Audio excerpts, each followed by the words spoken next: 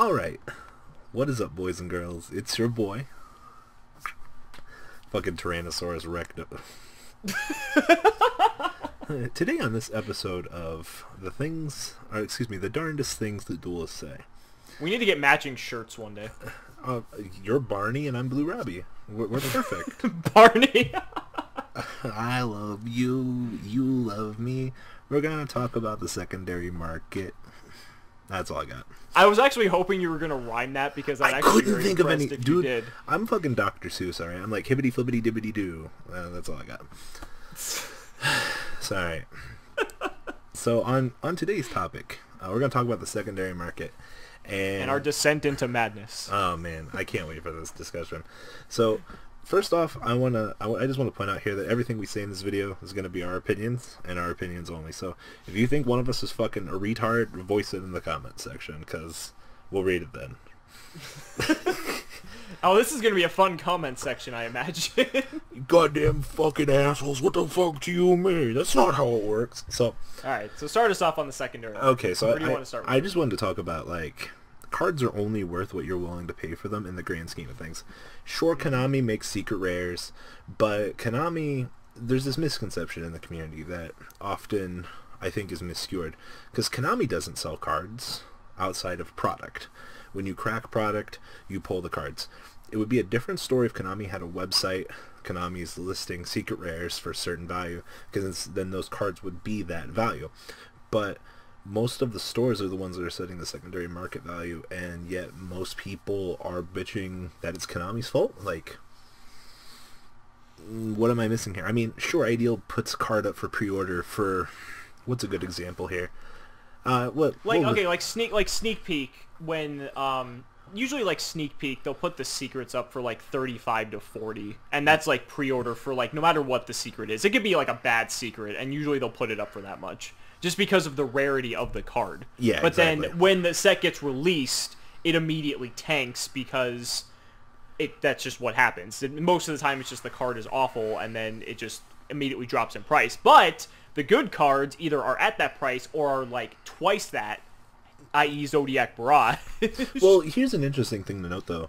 There are a lot of people in this game, a lot more than I ever thought there would be, that don't give a shit what they're paying for their pre-order cards. And if you think about it, some person just might have a paycheck on that off week and just want to pick up their stuff while they have the money instead of being forced, to buy it later. So that's one of the few examples that I can justifiably see it.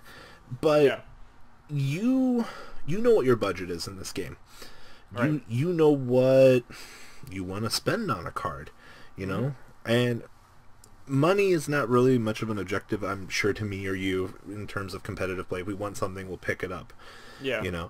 But we know at some points, like, look at Bling, for example. I know this is a little bit off topic deviation here, but I guess this is a fair point. We know what we want to pay on a shinier version of a card. For example, I mean, sure, you can have the basic shitty version you picked up for like $5, and then there might be an ultimate rare version that is worth $25 more, but you don't want to spend the $25 for it. You'd be like, I'll pay $20. Yeah. So I think that's a good example of like, maybe. Yeah, I like it. I've been thinking about what you said about if Konami actually had like an online card shop where you ordered all your cards directly from them individually without buying packs. Could you imagine? That would just be insane because it takes so much out of it. I mean, honestly, they'd be stupid if they did that because they make so much money off of just selling product. Like, it's absurd. They're basically printing money. So, but if they had their own online card shop that any card you wanted, you could go to the website and purchase it, and it's like at your door in like 2 to 3 days. Like, that would be insane. And just imagine, like, if someone tried to undercut them on like eBay, TCG Player, whatever, they could just go on their website and they could just modify the price to whatever they want to. So that would be like their way of like destroying, quote unquote, the secondary market. But in fact, they're not doing that. And I wouldn't want to necessarily invest in the game at that point if the company had that much involvement in the secondary market. I mean, a lot of times people are angry about these reprint sets that are rolling out, and let's be honest, I mean, those do hurt the secondary market, but it's not like Konami's just churning out these fucking reprints going, man, we gotta get some money, like, print Yeah, money. it's mainly the Megatins, I think, are the biggest hard hitters, because the Megatins are hitting all the money cards, typically, of each year. But, I mean, if you've played the game this long, at this point you should know, around this time of the year, the Megatins are coming, you know. Megatins are actually a very rare case in this game, though, because keep in mind that the reprints in those sets are often worth more than the originals after a certain point in time, because not a lot of people invest in those printings. Yeah. If you look at a lot of the commons, you know, the 25-cent commons from the base sets, and then there's 50 to 75-cent versions from the Megatins. But you also have to look in the context of when the Megatins are released, because the Megatins are released right after Nationals. So what happens is at Nationals, everyone needs their cards for Nationals, because it's the biggest event of the year, quote unquote, because I don't count Worlds because it's a made-up format. So Nationals is your biggest event. And so what happens is there's such a high demand for cards before Nationals, but then the second Nationals starts, it just tanks, because there's no other competitive events after Nats except for Worlds, which is irrelevant for 99% of the player base.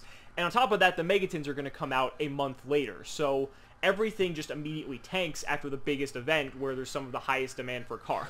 Well, keep in mind, I feel like there's less Megatins produced than the obviously Megatins made out of 4 sets, so that's what 75% less produced compared to the core sets.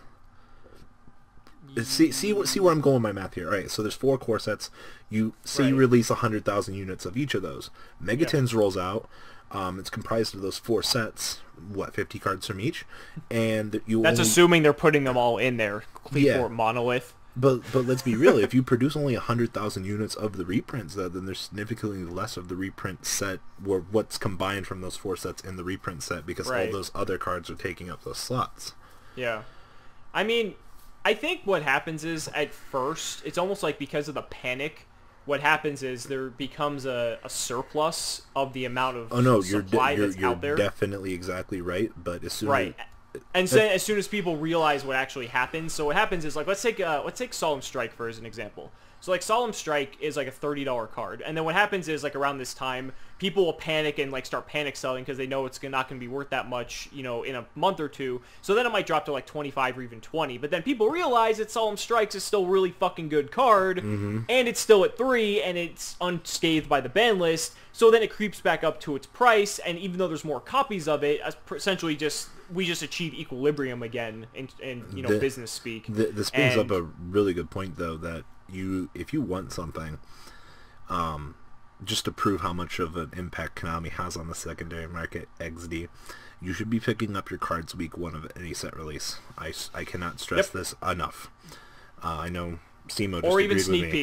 Or even sneak peek, depending on depending on how the sneak peek prices are looking, that could also work too. Yep. As soon as the set drops on Friday, you mosey your ass on over to TCG Player and you prepare to spend money.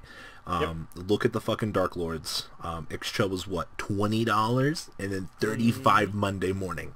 What the Pot fuck? of Desires at Sneak Peek was about 40 to 45, and then it became 90 like a week or two later. Dimensional Barrier was a lot slower to do that, but it was about 40 to 45 at Sneak and on release, and then it just slowly crept up because people realized how important it was for Zoo format. There's usually like one secret in every set that is the that happens to. I think there's only been one secret that has broken that rule, though, and I think that was Dracossack. Dracossack was 80, and then on release went up to 110. Yeah, you're right. I don't remember any other sneak peek card doing that recently. But even for lower value cards, like I know we're talking about the small examples here, but if you want to go lower value, let's look at Windwitch Ice Spell. Ice Spell at Sneak Peek or even first week was like $5 to $7. And then once people realized that Windwitch Eidolon, artifact is a thing, then it became like 10 to 15 to 20. And then they settled back down to where they are.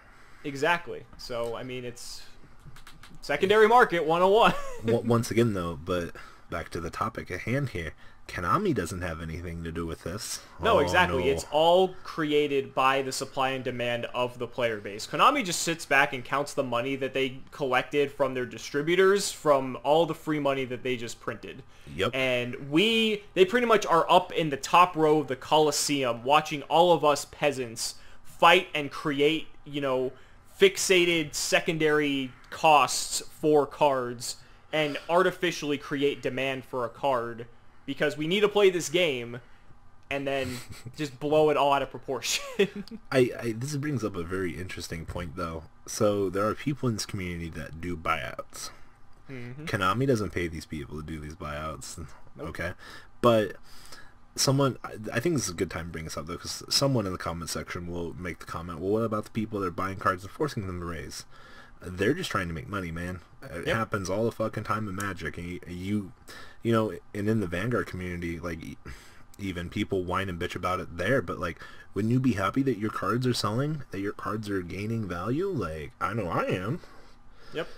And that's, you know, I guess, it, depending on how you look at it, is either a good thing or a bad thing, but living in a free market economy, that's something, you know, if people have a good chunk of money laying around, they want to buy a card out to artificially increase demand and lower supply, that's what they can do. I just saw a guy that bought 200 and some Goizukis. I'm like, that's going to pay off for you in like a year or two. Yeah. You know?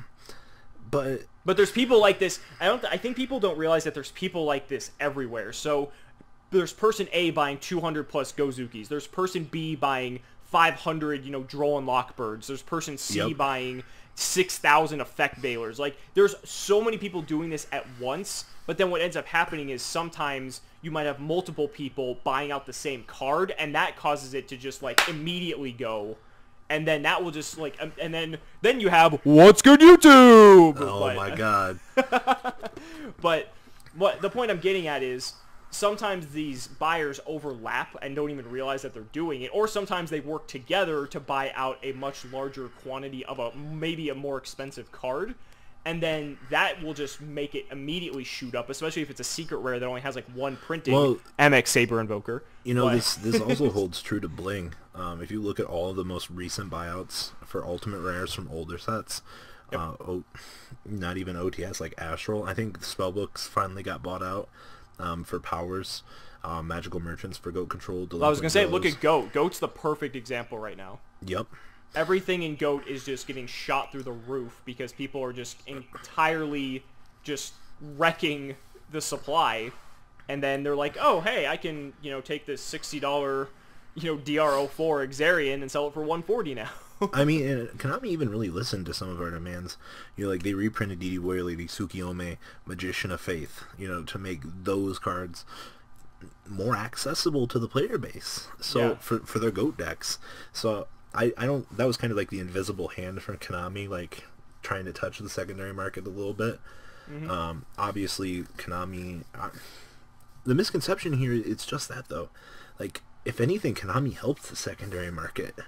Oh, absolutely. I think Konami's gotten a lot better over the years with the reprints. Like, let's look at not even the Megatins. I think Premium Gold is actually probably one of the best examples here. We can go all the way back to Gladiator Beast Heraclinos if you want. Oh, you could even do that. Yeah. So that's getting into Gold Series before even Premium Gold was the thing. Yeah. So I would say Gold Series in general is kind of the perfect exemplar here because it really shows how they can just make an entire set of so many powerful cards and really just wreck the value of them on the secondary market. Yep, and I mean, I'm happy that they do these things. So I am too, because I think for the greater good of the game and increasing accessibility for players to have access to these cards, you know, after 6 months to 8 months of people having their fun on the competitive scene, they give it out to everyone else, and then, you know, Crush Card, excellent example. Exactly. Yeah, that was absurd. Although Crush Card probably should never existed in the meta anyway. But that's a different topic. To be fair though, my favorite complaint, another complaint I guarantee we're gonna hear is, well, what if I don't want the ugly gold version? Yeah. Yeah. I mean, I guess that's kind of where it sucks if you're you know, playing on a budget and you want to get some of these cards that you can't normally buy because of the price. If you don't like how the gold rarity looks, because the gold rarity is really ugly. At least you have it. Like... At least you have it, exactly. Like, at that point, if I was in a position where I just wanted to play the game in real life and I just wanted access to the cards, I don't care what the rarity is. Like, I need the cards to play. Like, let's look at Beatrice the Eternal Lady. She only comes in premium gold. That, to me, is a sin, but we have to deal with it. What's another good example? Cyber Dragon? He's missing a rarity somewhere, isn't he? No, I thought he has every rarity. I thought he's like one of the. I thought he's one of the few cards that has every rarity. There's a couple. Yeah. There's Stardust and I think MST. That might have. Torrential doesn't have an ultimate rare. Does Cyberdragon have a ghost rare? No, he doesn't. Okay, so yeah, so it's Stardust and like MST maybe. I don't remember, but there's a few cards that have like every rarity, and they've been printed to death. And you know, you can either pick up your. I think Stardust actually still has like $1 or $2 price tag on it. No, he doesn't. Stardust went back up, if I recall. Did it? I'm actually gonna look this up while we're talking. Stardust had a little bit of a higher value because of the whole Starlight Road madness. I was gonna say because of Starlight Road taking some place in the meta now. God, could you imagine? Going back to what you said though about like Konami having like their own shop, just being like Konami.com/Yugioh. Oh man, I need a Stardust. Oh, $2? Oh damn, sold out. Like, fuck. Yeah, so the lowest you can buy a Stardust Dragon at the time of recording this video on TCG Player is $4. And this card has been printed in literally every rarity and has probably had 12 different printings. Yep, and that's what you get for basically it being a near staple, you know? Right, so that's what's so funny about the secondary market. You can have a card that's been reprinted to death, but it still commands a $3 to $4 price tag, and then you could have a card that has only like 2 printings, but the second printing might only be like $1, if not less. That's not all, folks. Please subscribe if you enjoyed this video. Please check out my Cardfight Vanguard channel, VanCole40. You guys will get an insight on our playtesting sessions. And please check out the Zodiac Duelist TV Twitch stream. That way you guys can follow the House of Champions and MCole40 interactions. Please check out MCole Games for all of your guys' trading card game needs. And if you guys enjoyed this content, please check out my Patreon in the description. Every bit helps to the creation of these videos. One step at a time in improvement, and that's the goal of this channel. Alright guys, have a good time, and thanks for watching.